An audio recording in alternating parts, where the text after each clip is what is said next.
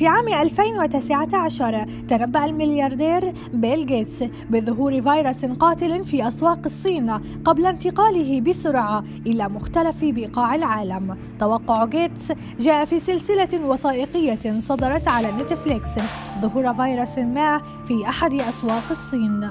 حذر غيتس من أن العالم غير مستعد للتعامل مع وباء عالمي في حلقة بعنوان الوباء القادم، جرى بثها لأول مرة في أواخر عام 2019. أبرزت هذه الحلقة أن أسواق الحيوانات هي مصدر الفيروسات، جثث الحيوانات المكدسة فوق بعضها البعض والدم المخلط مع اللحوم من عوامل انتقال مختلف أنواع الفيروسات إلى الإنسان. ذكر غيتس أن العالم غير مستعد للتعامل مع تداعيات انتشار الفيروسات التي غالباً تحتاج سنوات لعلاجها والقضاء عليها.